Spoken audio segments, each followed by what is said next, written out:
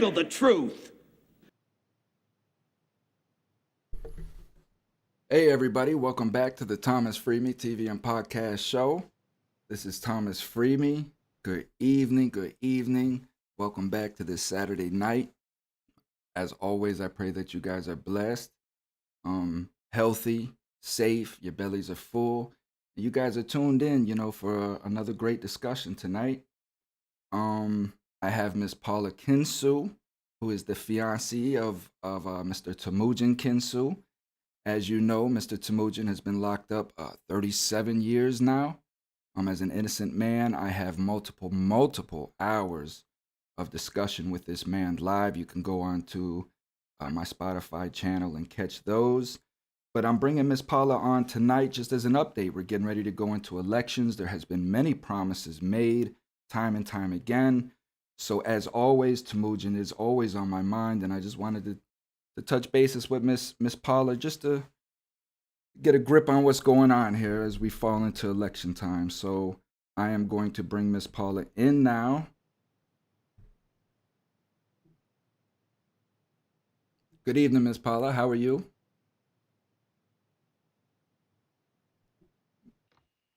I'm good. How are you? I'm blessed.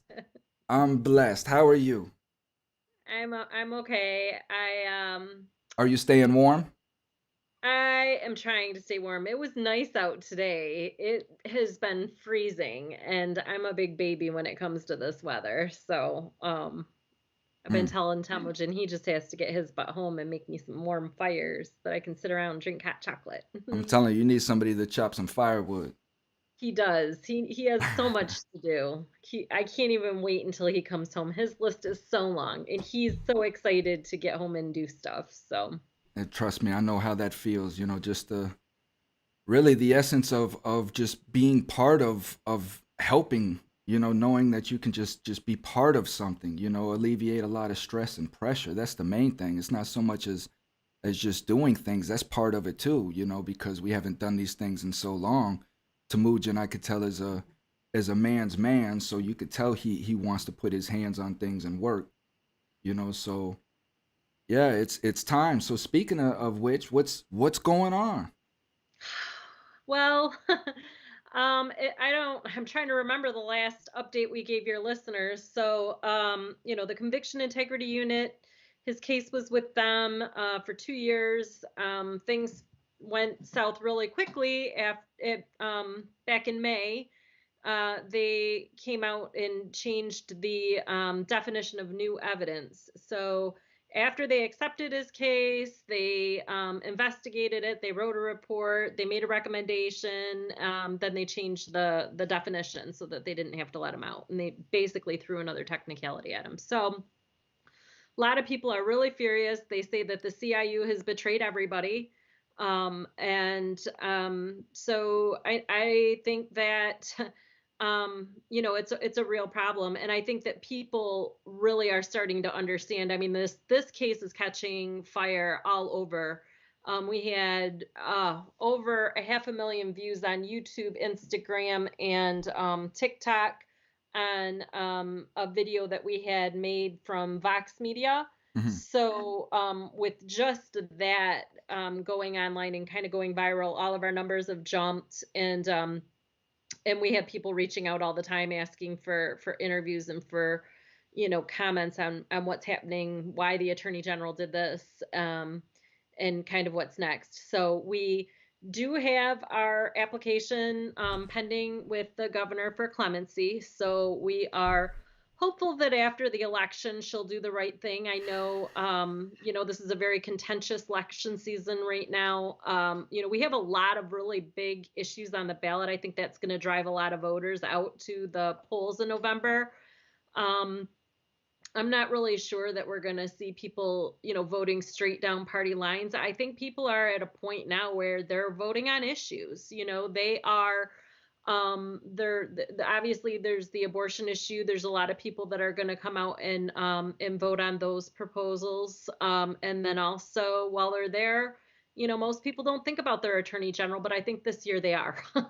I think that Dana Nessel has come out on record and said some things and done some things that have people have really taken voters have really taken notice of her, and Wow. and not in a good way. I've seen some online videos of some people. She had gone to some events and people were, I mean, really verbally, assaulting her for things that she's done. And from the nursing home scandal, from her, she's got this the treasurer and the Tracy Cornick and the Michigan Democratic Party treasurer was caught scamming Medicare. And I think those are the types of things that people are like, wait a minute, why aren't you pressing this issue? Why it seems like it's very agenda driven for her, and she just picks up what she wants to pick up on. You know, um, a lot of people are really they're calling her a vindictive person, and they aren't very happy about Dana Nessel being the top cop. So that's a mouthful. Well, yeah, and her, I mean, she's in the news down here in Florida, So again, this is Michigan, um, and so yeah, when you're making national news like that, you definitely have a lot of attention on you.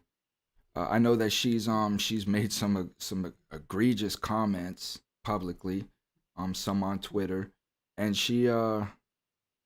but my thing is this is when we see that a person is this way, and we see that a person is subjected to possible corruption, right? That this could be somebody who could be corrupt.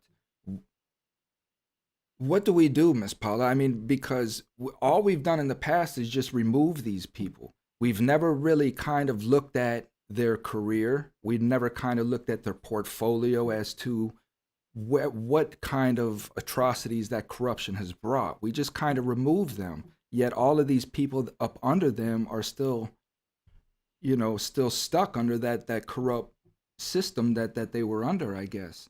So what do we do? I mean, how do we fix this? What changes are needed?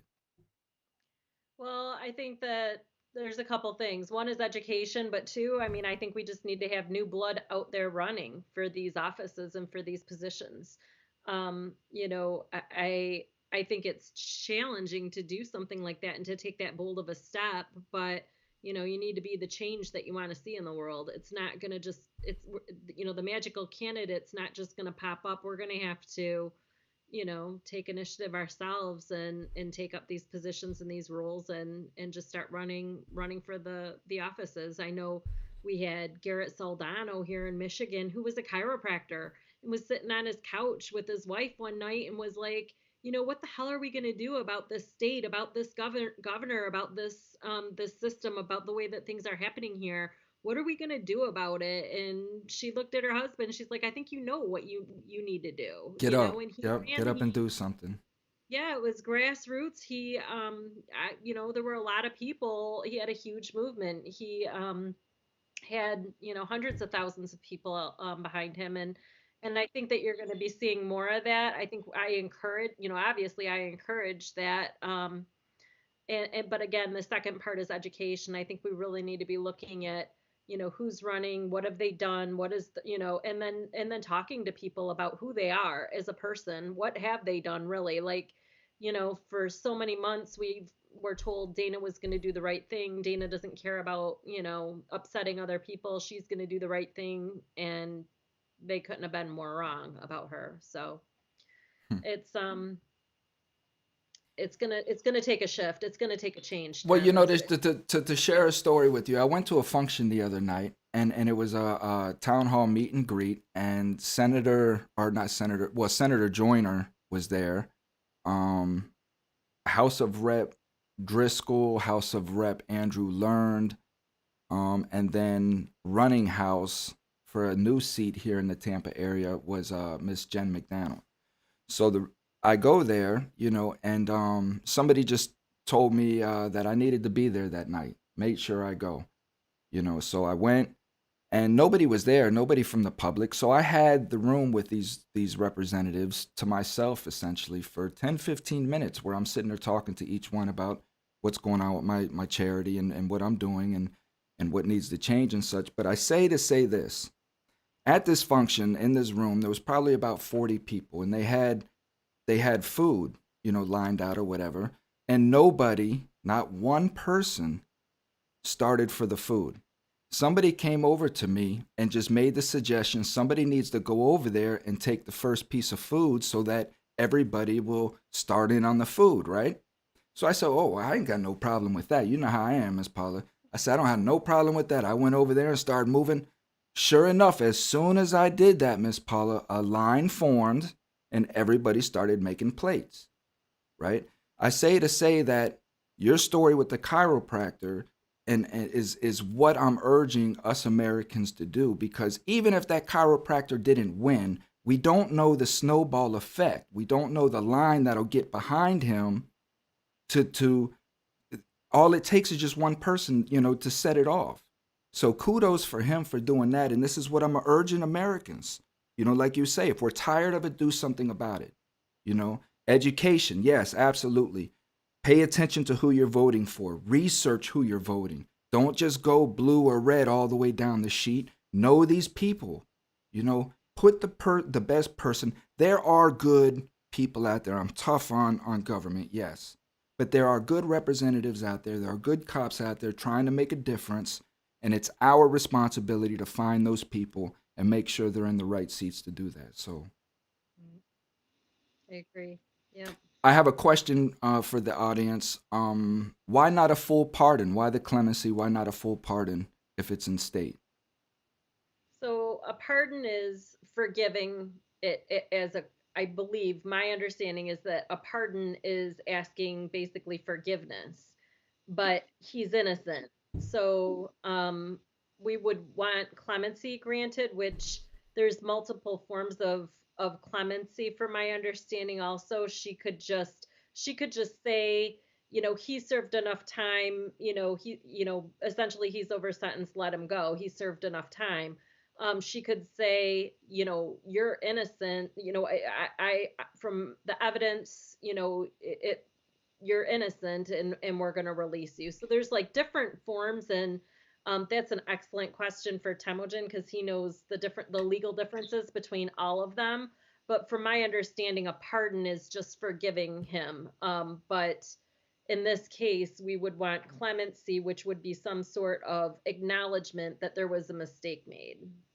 Right. So a pardon is exactly, you explained it to the T for the most part. A pardon is exactly that. I'm asking to have my record expunged in a sense, because of the guilty conviction or whatever. Temujin is going in as actual innocence, right? So that's, he wants to be released. He wants to be recognized and released as actually innocent, so that there is nothing on his record to expunge or pardon or anything of that sense. Exactly. Yes. Yeah. So where do we stand at now? I know that you said that Temujin, because you were filling me in a little bit, you said that Temujin has been moved to a different facility, that his security level has increased a little bit. Well, no, he didn't move, but they had about 60 people move in yesterday, just Mhm. yesterday. He had 60 new inmates fill his unit. And so the prisons are overcrowded as it is. They're moving people, doubling people up in rooms. And well, there was always two people in most rooms unless you had some sort of accommodation, which Temujin does. Um, but yeah, there's probably 80-90 guys in his unit now, and there's like four phones. So it's really difficult to try and get to your phone, get to your tablet. You're locked down a lot. There's been just a tremendous amount of fights. There was actually an escape attempt yesterday. So they've been locked down. They've been having so many issues at this prison. They had so many issues they fired the warden. Mm. And they brought back a previous warden that used to be in that position, but they walked the guy out. They were like, "You're done." Um, and that's at the Macomb Regional Facility in Lenox, Michigan. So he said it's horrible. He said it's like it's worse than it was when he was young, 23 years old, heading into Jackson prison. He said it's just there's stabbings every day. There's a lot of mental health issues obviously going on in prison. A lot of guys on these psych meds. A lot of them are just, bugging out on drugs. There's a huge drug problem in there. And there's been a lot of overdoses as well. So, it's a horrible place to be in if you're innocent, for sure.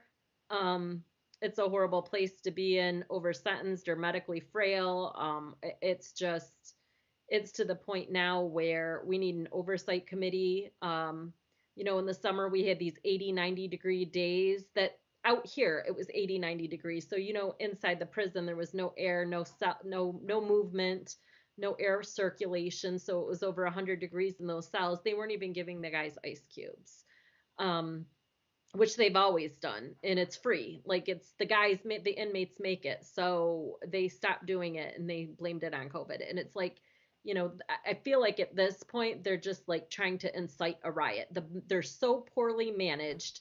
There's no structure in terms of things for the inmates to do. They're taking away the recreation. They're just doing all of these things in the name of COVID, and it's just because they don't want to do their jobs. They don't have a lot of people staffed anymore because they've had such high turnover at the prisons, and they're massively understaffed. They're working, longer hours, which is unsafe for them, and it's because of the leadership that they have in the MDOC right now. It's never been worse. Um, there's no programs, there's no classes, there's, barely any recreation at all, and there's all these lockdowns. So it just creates this atmosphere, if you can imagine, and I'm sure you can, all these guys, the noise, the lack of exercise, the lack of any type of outside release where they can kind of, just get away for a minute. There's just none of that. So um, it's definitely been taking a toll on Temujin and many of the other inmates as well. How old is Temujin now? Oh God. He was born in 63, so let's do the math. 63 to 22. Uh, 59? yes. 59. Yeah. Yep. So, I just put yeah. out a video that was sent to me of that came from the inside of an Alabama prison, right? Graphic, very, very graphic of what's going on in there, the food that they're getting. Inmates look like they're starving. You can see bones, you can see all of this stuff. It's horrible what's going on. Water running all over the floors, you know. It's to me, Miss Paula, it's almost like these people have said, you know what? We don't know what to do with this problem. We might as well just squeeze it for everything that we can because it's gonna fold. It's gonna fold. They're trying to batten down the hatches here in Florida.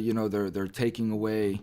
I believe there's legislation to take away visits permanently to where it's just electronic on these tablets now. They're trying to force everything to go through these tablets, so everything, of course, is paid. You know, um, you essentially have to have an exorbitant amount of money to keep contact with your loved one, or you're just not going to see your loved one hardly ever again. Depending on their sentence. Um, when I was at the function the other night, and I'm speaking to Andrew Learn, and he told me that the first time he went into a prison, he realized that there's no AC in state prisons. I'm like, you're a state representative, and you don't even know that our prisons don't even have air conditioning in them. What else don't you know? You know what I mean? If you don't know that they don't have air conditioning, what else don't you know about what's going on in these prisons? So it's time for us, we the people, to stop turning a blind eye to this stuff, stop writing them off as criminals. This is why I despise these other convict channels, these guys that come out of prison and then exploit the violence of prison, because all that does is just keep the stigma going for that. The regular person in the community thinks that every person in prison is this way. And you're only talking about the small percentage of troublemakers that reside within these prisons that create trouble for everybody, you know. But the majority of people are just people who were either addicted, have addiction problems, they couldn't figure out how to cope in society, they don't, for whatever reason. But these are people that want to do better with their lives, change their lives, but there is no environment as you articulately laid out. They've taken away programs, they've taken away schools, they've taken church so it's very hard to practice your religion. It's Yep. They're taking everything. And when you take everything from somebody who has nothing to lose, you're going to end up in a very bad position. It's not going to end well. It's well, just not.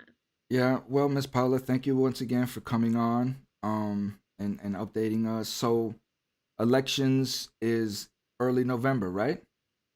It's either November 6th or November 8th. I thought it was the 6th, but then I read somewhere it was the 8th. I think So I I think need it's to. the 8th. Is it the 8th? Okay. Yeah. I must have gotten that wrong in my brain, but yeah.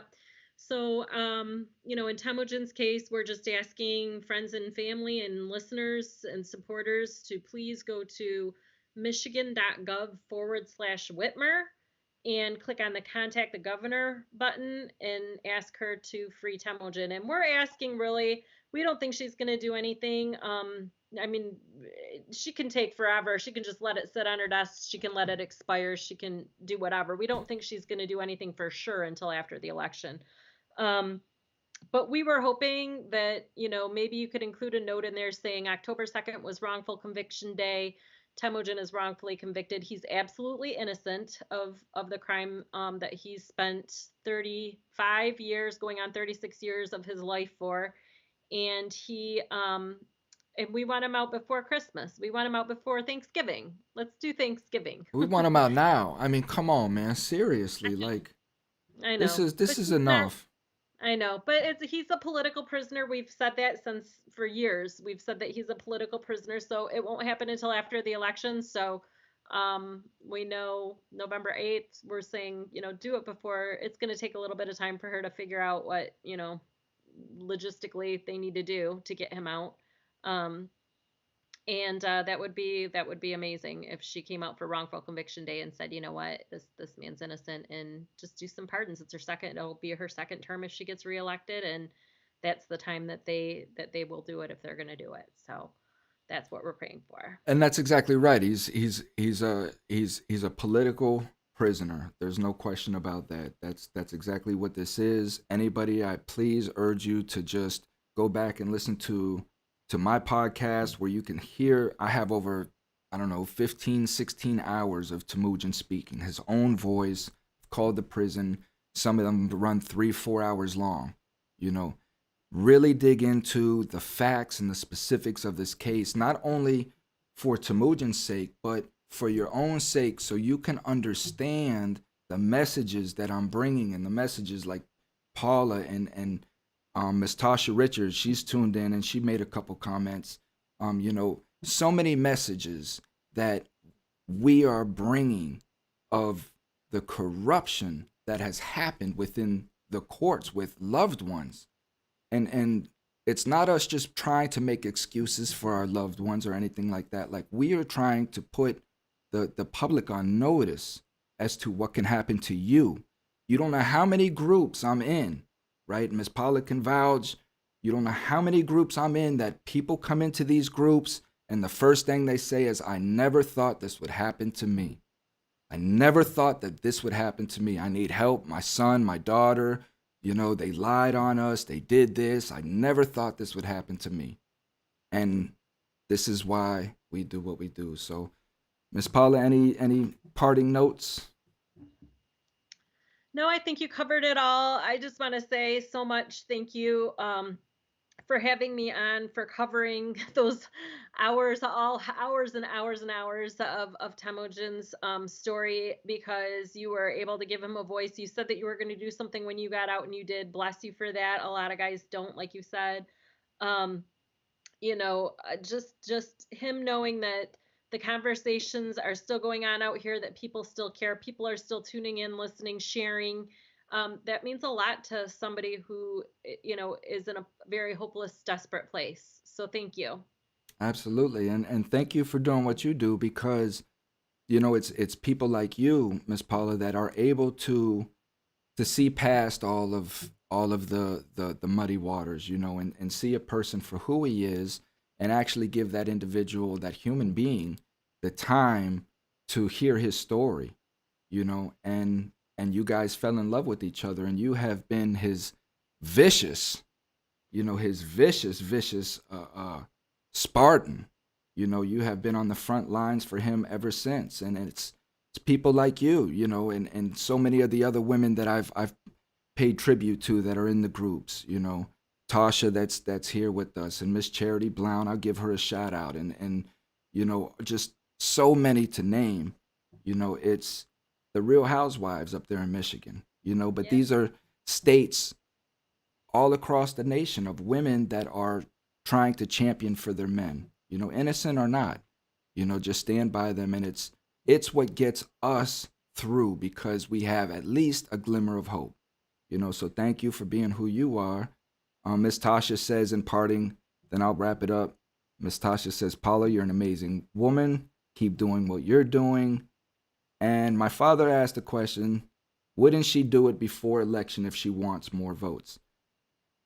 Dad, with that, how that works is, being that Temujin is a political prisoner, right? And he, I'll say that I don't know if he would vouch for it, anybody else, but in my understanding of how Temujin speaks, people would see him as conservative. Some may even say that he's radical, right? And I think that has affected a lot of the decisions that go on with these powers to be up there in Michigan, because a lot of them are blue, and everything that's going on with that.